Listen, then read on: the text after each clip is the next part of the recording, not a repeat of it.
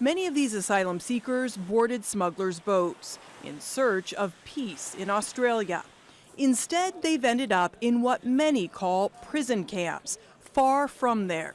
Some, including children, have alleged they've been physically and sexually abused. Others say they suffer from stress disorders and depression and have attempted suicide.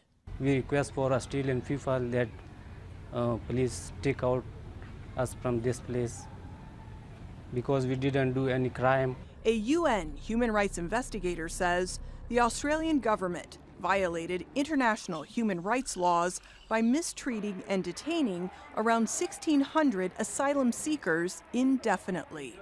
The confinement of asylum seekers and refugees in very limited spaces like the one in Manus Island in Papua New Guinea and in Nauru creates situations which inflicts considerable physical and mental health damage. Successive administrations have housed asylum seekers in offshore detention facilities on the islands. Earlier this week, the Australian government announced a surprise one-time deal with the United States to resettle a number of them. But it's unclear what will happen to those who aren't covered by the arrangement. Australia's foreign minister has told Al Jazeera the primary goal of the policy is to stop the smuggling networks. She says a deterrent has been created and lives saved. Australia has been working very hard to resolve the situation that we inherited in 2013. And what we have done is close 17 detention centres. We have removed all children that were put in detention by the previous government. The conditions are adequate. They are appropriate.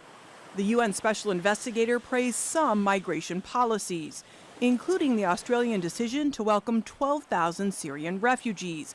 Only a few have arrived so far. But he's also concerned by the rise of xenophobia in Australia. He's urging the government to shut down the centres immediately and resettle those in limbo. Natasha Ganem, Al Jazeera.